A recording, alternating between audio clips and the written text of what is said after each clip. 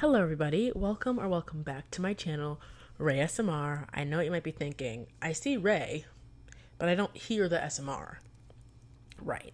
This video is going to be filmed without the ASMR portion. I feel like as of recent, I've been running out of ideas that feel fresh and new for you guys for ASMR content. I feel like I recycle a lot of the same stuff over and over again. I feel like you deserve more creativity from me. Not saying that I'm not going to do ASMR ever again. I'm going to be mainly doing ASMR still. I just wanted to try a video with regular audio to see if you guys are into this, and I might make a second channel where I can kind of flex those creative muscles a little bit more. Over there, I would still be a booktuber. That's just my thing. But I feel like if I'm not in ASMR mode, then I can show more of my personality, be more fun, and have more exciting videos for you guys, a little bit higher effort channel over there. So let me know if you guys like this. If you don't, that's completely fine. This is my ASMR channel, so I don't expect everybody to just love me talking at them at full volume, because that's not what this is for, really. I just wanted to give you guys a little teaser. If you're into it, please let me know down below, and I will post more talking videos. I might do one on each channel a week. So yeah, follow my channel Raven Miller. That is going to be linked and in the description and at the end on the end card. And I'm serious, comment what you want to see from me. If you want to see more videos of me talking regular, comment more ASMR videos you want to see from me. And yeah, I'm just excited to try some new stuff with you guys. Because I really do love that you guys have given me a platform, and I want to use it to the best of my ability. So, with that being said, we are going to be talking about new releases for fall, which I'm so excited about. I love fall. You guys know I love to read horror books and thriller books and like dark, eerie, luminous books. Luminous is not the word I need to use there, but you know what I mean. So yeah, this is my kind of season. I have my coffin earrings on today. I'm just ready for fall witchy vibes. But with that being said, let's get into the books. I already filmed this. I'm going to be completely honest with you. I've already filmed this video, but I feel like that's probably good because it was a little bit messy. I will say I was a little bit all over the place. Not like all over the place, but you know, I kind of couldn't read. So now now I have all of the things that I know I want to say about each book in my head, and I can probably go through without just reading you guys the descriptions and the synopses. And yeah, so let's get into it. The first book that I want to talk about is So Thirsty by Rachel Harrison. This one comes out September 10th, which is the day I'm filming this, and it's a 304-page book. Obviously, it's fiction. It's fantasy, kind of horror thriller, gothic vibe, which sounds fun. I am posting this on 9/11, so it comes out the day before I post this video. Moment of silence for them.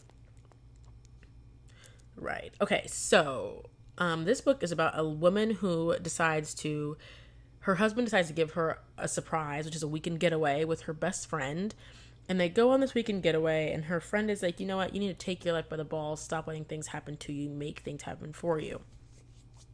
What ends up happening is they go out on a wild group outing at night with mysterious strangers, and something happens that changes these two girls' lives for the rest of their lives. Some may say for eternity, if you know what I'm getting at there. So that's literally what it's about. So yeah, if you're into that, give this book a try. It sounds really fun. I have this book coming in my Aardvark book club box, which should be here this week, which I'm excited about. So yes, the next book is Lucy Undying, which is by Kirsten White. This book comes out on September 10th. Also, it's 464 pages, a little bit chunkier. This one follows Lucy after she escapes Dracula's castle, some may say, and she wants to go spend the rest of her life, which is also eternity because she's a vampire, figuring out herself and the things that she likes. She ends up in 21st century London. She meets another woman who's also yearning to break free from her past. But the girl she meets, whose name is Iris, her family has built a health empire based on a sinister secret, and they'll do anything to stay in power. Thank you for the background noise. Lucy thought she'd never love again, and their connection becomes intense, but Dracula is on the prowl again, and yeah, so we'll see how that works out for her. She was one of Dracula's first victims, it says also. But yeah, so this is a sapphic vampire rom. I don't know if it's com, but I know it's rom. I know it's thriller. I know it's fantasy. So the little tagline says, Dracula changed her, love will transform her. Period. I love this cover. It's gorgina. Next book is The Graveyard Shift by M.L. Rio, who is also the author of If We Were Villains, When We Were Villains. If We Were Villains. This one comes out on September 24th, and it is 144 pages. A nice little short book. This follows a series of people who they work at the night shift at the cemetery, I believe. Yes, there is a bartender, a rideshare driver, a hotel receptionist, the steward of the derelict church that looms over them, and the editor-in-chief of the college paper. One night, I should say, because it's the night shift, a grave is suddenly open where there shouldn't be a grave. And they're like, who dug this? But before they leave for the night, they see the person who dug the grave. And they're like, who is this? So they kind of are like, whoa, this is T, right? So they kind of trail him throughout the night, and they come to realize that he might be more connected than they think to the mysterious happenings around town. And they say this is a atmospheric and eerie gothic kind of dark academic vibe, just like If We Were Villains. And there go the police. I'll have you guys know, I live next door to the police and the fire department. I live next door to both of them, so they're very loud. Hence why I was like, let me not do ASMR today, because I don't think I have the patience. I really don't think I have the patience to be sitting here and pausing every 5 seconds for sirens, because it's literally every 5 seconds. Like, anyway, in my last video, I had to cut out 11 minutes of pauses for cars. And it wasn't 11, it was like seconds at a time. Like, it was like insane. Anyway, but yeah, that is Graveyard Shift by M.L. Rio. Next book is Pick the Lock by A.S. King. This one is a young adult book, and it comes out September 24th. Also, 400 pages. And this follows a girl who is a part of a toxic family who tries to pick the locks of the family with punk rock and opera. Her mom is a traveling artist on tour, but when she's home, her father and aunt confine her mother to a series of tubes throughout the house. Yes, you heard that correct. Her mother gets confined to tubes when she's home. And that's really all that this says about the book. Like, that's really all that we get about the book, but that seems so interesting. Now, I'm not the biggest YA fan, because I just feel like it's too young. It's not enough adult. Like, it's like not enough for me, especially when it comes to horror, because I can handle a lot. I love horror movies, books, podcasts, true crime, anything. I'm good with it. So usually YA books aren't really what I reach for when it comes to horror, but this one sounds very interesting. I think it's a little bit long for me to want to actually pick this one up, but I figured that I would tell you guys about it because it seems good. And yeah, very random and weird and wacky and odd. Okay, next book is Fang Fiction by Kate Saman London. This book comes out October 1st, 2024, and it's 400 pages also. This one follows a girl who was obsessed with this like Twilight-esque fake book series that has to do with vampires, and she's obsessed with it. She reads the fan fiction. She's like, this can't actually exist, but I wish it existed.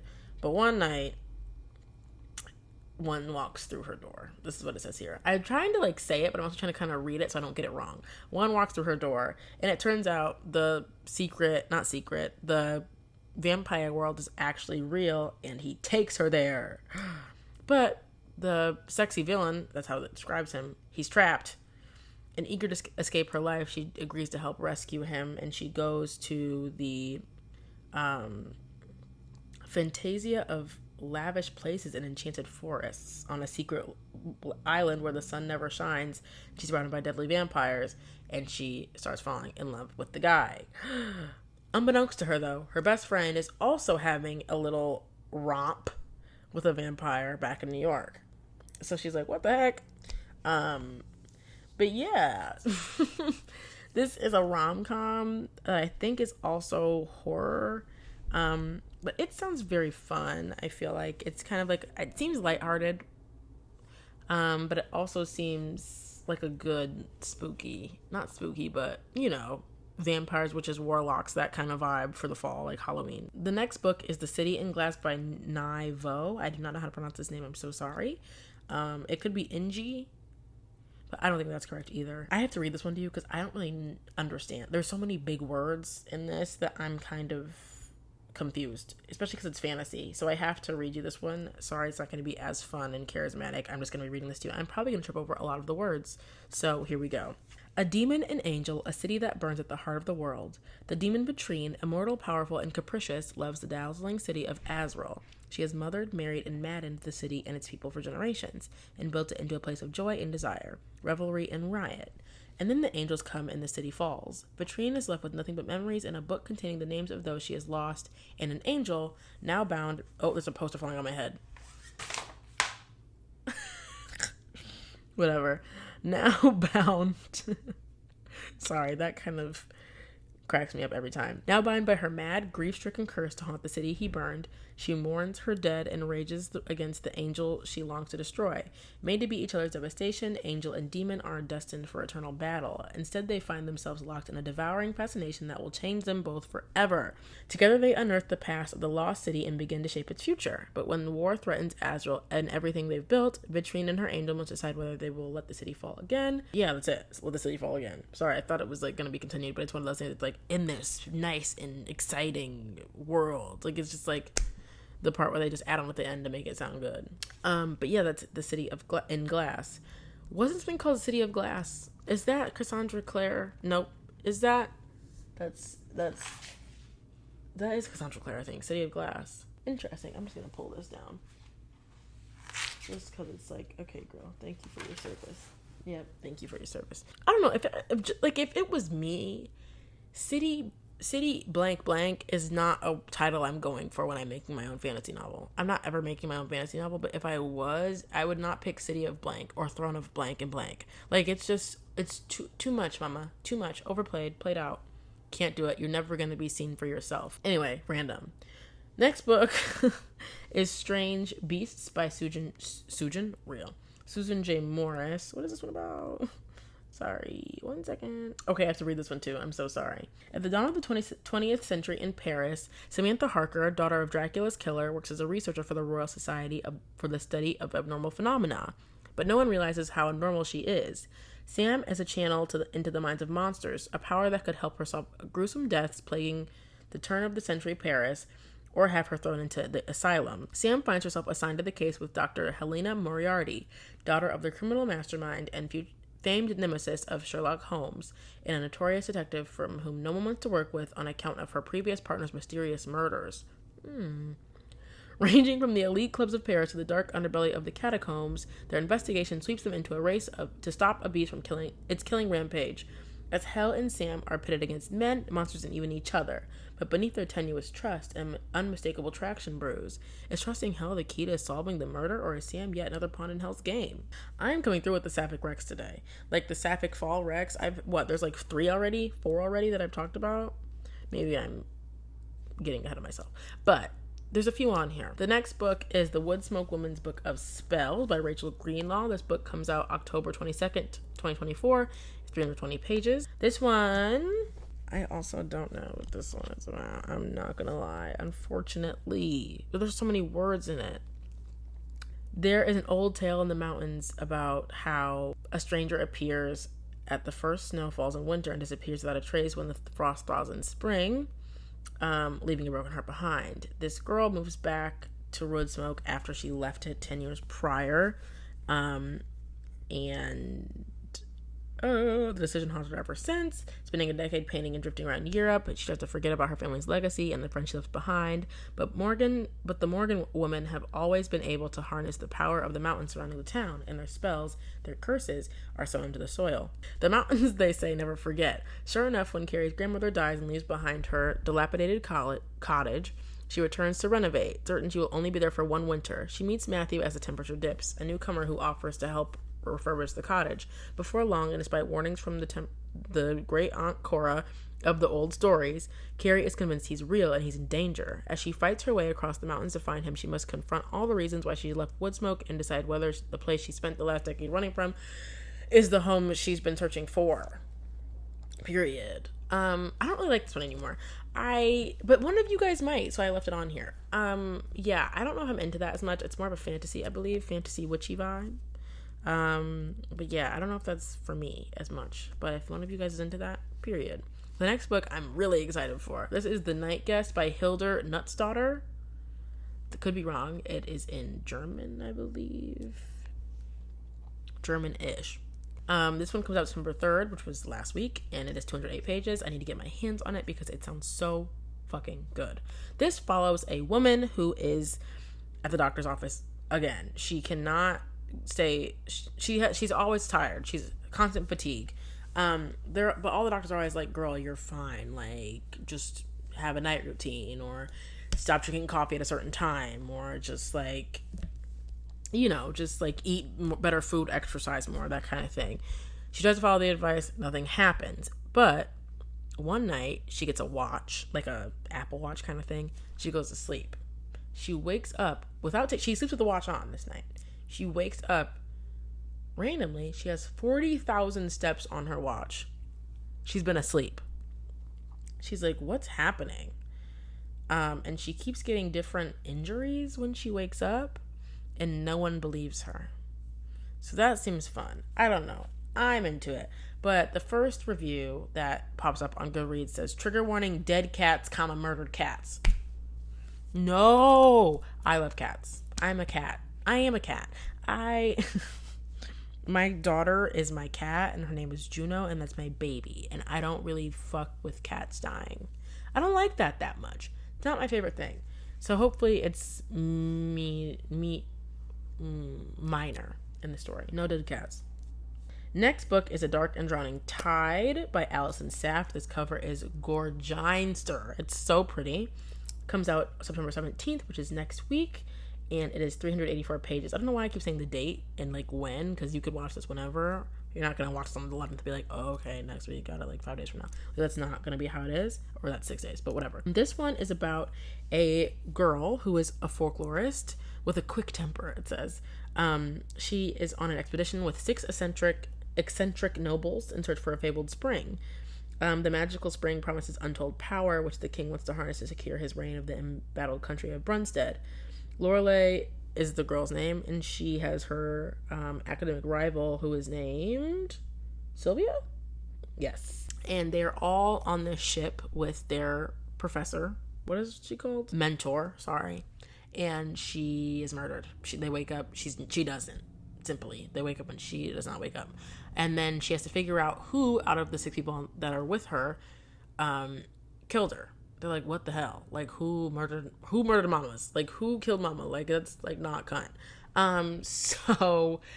But she knows that her academic rival didn't, for whatever reason. She knows that it's not him or her. Sylvia. Duh, it's a girl. Sylvia. So they team up and they try to sleuth out who did it. But as they're trying to figure out figure out this murder, they find secrets that their mentor left behind. And they're like, is this even worth it anymore? Is any of this worth it anymore? Everything we knew is a lie, basically. And it says that they follow through forests that rearrange themselves at night, rivers with slumbering dragons waiting beneath the water, and shape-shifting beasts out for blood. So this is kind of a fantasy book. If you're into that, definitely pick this one up. The cover is so pretty. I'm going to get it anyway. It's so pretty. I'm going to get it. Even if I don't end up reading it, the cover is gorgeous. I just love it. They look like Blythe dolls. Well, they don't, but they just look really pretty. You know, I love a painting as the cover. This next book is called The Unmothers by Leslie J. Anderson. This book is already out. It came out August 6th, 2024. 320 pages. and it is about a journalist who is sent off to where is she sent? A small town after she is involved in a terrible accident. There's a ridiculous rumor, and her boss sends her there to investigate it. The rumor is that a horse has given birth to a healthy baby boy. Huh? Crazy. So she's like, let me go figure this out. She arrives. She finds that the small town is kinder to the horses than the people that live in the town. She's like, that's weird. One day, though, two horribly mangled bodies show up, and it's a body of a horse and a body of a man. And she decides to figure out or maybe not a man. I just kind of guessed that. It says human. My bad. She's like, let me tap into this. So she just starts to go into this story and into this town, and she's kind of losing her grip as she goes through it, and she does not understand what's happening. And it seems really fun. It's just like something about horses and people fucking, I believe. But like murder. So it's like a wacky journalistic investigative journalistic, I guess I should say. I'm a journalism major. I should know. Investigative journalistic book about horses and men and people who don't like people but like horses. So if you're a horse girl, maybe don't tap in because they might be killing the horses too. But if you're a horse girl and you'd rather talk to horses other than people, definitely read The Unmothers by Leslie J. Anderson. Okay, next book is We Came to Welcome You by Vincent Triato, and this is September 3rd is the release date, so that was literally like a week ago, and it's 384 pages long. This book follows I think they're minorities, because it says it's like Jordan Peele's Get Out, minority people who move into a gated community. I think they are also lesbian. What is up with me and the lesbians today? What's that one? Come on, lesbians, let's go. We love a lesbian moment. So they move into this gated community, and things are happening. There's a lot of microaggressions. She's put on probation at her job, and they move to this place, and things start going really weird. The neighbors are odd. There's a really weird homeowners association. There's some weird strange occurrences. Doors and stairs disappear. Roots grow inside of houses, and it comes to Soul starts to think that social paranoia is built on something more sinister. But her wife, I'm going to say wife, I don't know if it's her wife, but I don't think, like, it's fine. We'll figure it out what it is, what they are later. But her wife is like, it's fine, like, you're being crazy, which I hate that trope. I hate a you're being crazy trope. Like, I really do. Like, I hate a nobody's believing me trope, but I'm right. But then Soul finds a journal on the property of a resident that went missing a few years ago. And she's like, oh gosh, right. She's like, OMG, this is not like the vibe that we thought this was, and I'm actually right, and I have proof now that everything is crazy. And it says, in Mainless Grove, you either become a good neighbor or you die. So basically, that's the thing. I hope you guys are okay with me kind of like putting it in my own words, because I've already read every single one of these descriptions for the last hour when I filmed this the first time, and I don't have it in me to do it again. This next book is called Such Lovely Skin, and it's by Tatiana Slotbahn. This is also a young adult book. It comes out September 17th. It's 304 pages. And it is about a girl who is a streamer. She stopped streaming after her sister passed away. She lied to her parents so that she didn't really have as much to do with it as she did. Apparently, she did actually kill her sister. She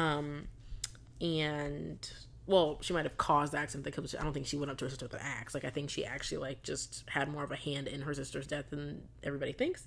She's also a chronic liar, apparently. But she finds this horror game that she's like, oh my gosh, this is going to revive my Twitch career. I'm going to tap into this crazy. Like, it's going to be so good.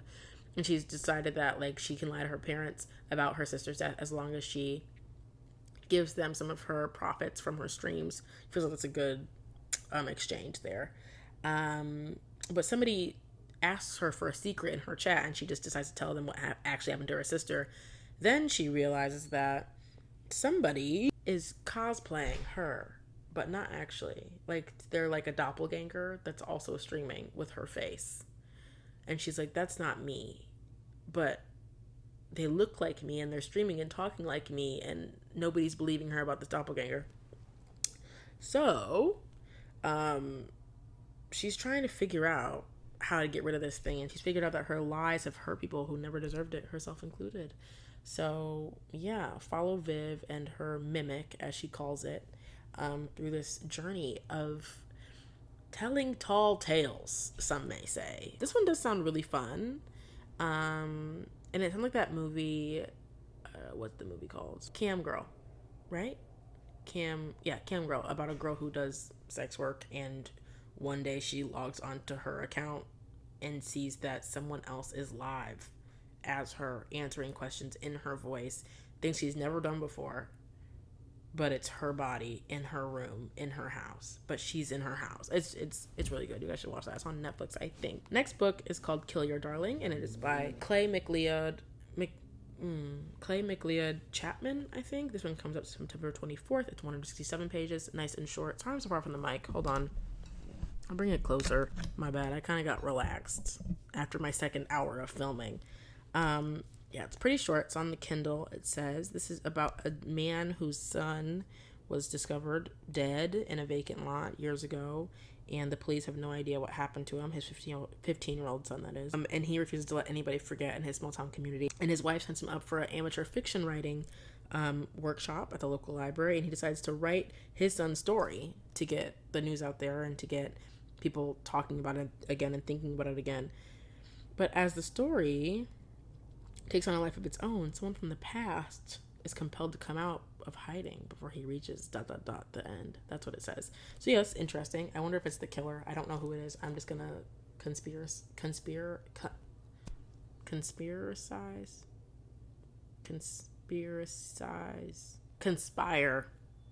about the ending because I'm curious. But yeah, that one sounds good. It's a horror book, obviously. Well, thriller, sorry. Next book I'm really excited about. This is The Hitchcock Hotel by Stephanie Warble. This one comes out September 24th. Also, a lot of September 24th dates here in this fall shindig. This is 352 pages long. And this is about a man who opens a Hitchcock themed hotel, just like the title says. He invites his guests to have a little weekend stay. It's in a Victorian house in the White Mountains dedicated to the master of suspense. There he offers his guests round-the-clock Hitchcock film screenings and movie props, memorabilia, and they have an aviary with 50 crows in it. And then for the hotel's first anniversary, he invites his film club from college that he hasn't talked to in 16 years to his hotel, because if anybody's gonna appreciate his Hitchcock Hotel, it's obviously going to be the film club. Duh, come on. And me if he invited me. But it says they haven't talked after what happened. ... Like, we don't know what happened. Something happened and they don't talk anymore. But it says literally, who better than them to appreciate Alfred's creation and to help him finish it? After all, no Hitchcock set is complete without a body. T. Sounds fun. Shout out to Stephanie for serving the cunt and writing that. Unless it's bad. Then it's like, okay, thanks, Stephanie. You tried. But no more. The next book is called William by Mason Coyle, and this comes out September 10th, also today, and it's 224 pages, a nice quick read. This book follows a man who has agoraphobia and stays inside. He's also this techie genius kind of engineer who has created a artificially intelligent consciousness that he calls William. He's a half-formed robot and nobody knows about him. He stays up in the attic working on his work away from his wife and the outside, like I said, because of his agoraphobia. And his wife is pregnant. I don't know if that's going to be a thing in the story, but it says it in the description, so I'm just going to throw it in there just in case it's important. Lily wants to show her house off to the family. I mean, not her family, to her friends, and so maybe her family and her friends, and have them see the house and meet Henry, and, you know, because the house is one of the smartest houses ever, it sounds like, because he's an engineer, and he wants to show off William because he has people who are finally coming to his house. He doesn't have to leave to see them, and he can just show William in the house. And before too long, things get strange and they get bad, is what it says here. And they discover that the security upgrades that they put in the house intended to keep the danger out of the house are even better at locking it in. So that sounds fun. I'm into that. That sounds exciting. And it's short. I love a short book. One thing about me, I love a short book. Anything long, I'm taking my own life. Not really, but I don't like long books. Next book is Rest Stop by Nat Cassidy. And it doesn't say how long it is. I think it's short. It says it's on the Kindle. It comes out October 15th. And this book follows a man who is trapped. He's a young musician. It says he's trapped inside of a gas station bathroom during the middle of the night by an unseen killer. And he's caught between the horrors of the other side of the door and the horrors skittering down the walls inside of the bathroom. And that just sounds really scary, because imagine going to the bathroom at night at a rest stop and then getting locked in. And someone is obviously making it known that they're the ones locking you in. Like, that's horrifying. And I don't like bathrooms. No, thank you. Next book, we have one more after this one, is Memorials by Richard Kismar. Comes out October 22nd. It's 480 pages, which is kind of hella long for a thriller. I'm not gonna lie. Hella long. I don't know if I'm gonna F with that.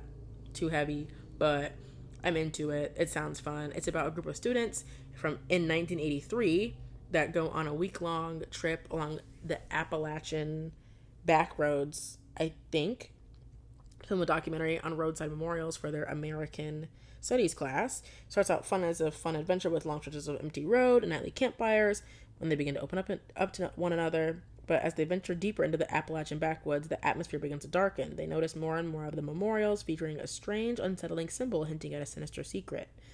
Paranoia sets in when it appears they are being followed. Their vehicle is tampered with overnight, and some of the locals appear to be anything but welcoming. Before long, the students can't help but wonder if these roadside deaths were really random accidents or something terrifying at work here.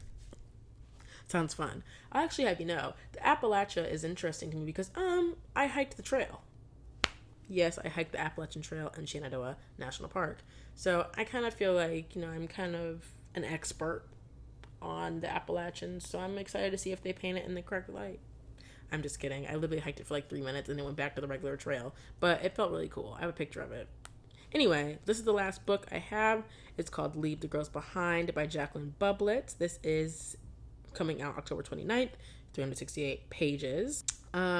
This is about what is this one about? I'm not even gonna lie, I literally forgot. I've read too many things. Okay, her childhood friend was murdered a while ago by this serial killer, Ethan Oswald. But Ethan Oswald was killed or died or something, like he's not alive anymore. But another girl goes missing and she can't help thinking of Ethan Oswald and like, wait, what? And then she realizes that Ethan Oswald did not act alone. He had a partner, he had a little buddy. She's like, oh shit, I'm gonna figure this shit out. Through trying to figure this out, she meets 3 women. One woman who might hold the key to what happened to her missing friend and the missing girl. And yeah, that's literally where it ends. So she might figure it out through this lady, it seems. But yeah, that's all the books. That's everything. Thank you guys so much for listening, watching, loving, living, laughing with me today. If you liked this, let me know. If you made it this far, drop a book emoji down. No, not a book. Drop a ghost emoji down in the comments because it's freaking Halloween. Freaking bats. Yes. If you like this, let me know. If you don't like it, you can let me know, I guess. I can't say don't let me know because that's like not nice. But, if you have any ideas and any recommendations on what you think I should do with the regular talking videos, you think I should post everything here and just post ASMR sometimes and then regular videos sometimes, let me know. If you think I should have stuck in the channel, let me know. Also, if you think that I should just shut up and end the video, I can do that too. And I'm going to do that now. So thank you for watching. I love you very, very much. Follow me on Instagram, Goodreads, Storygraph. Everything is linked below. And I will see you next week. And I'm also filming a vlog for you guys. So hope you like this because it's already happening. Okay. Love you guys. Bye.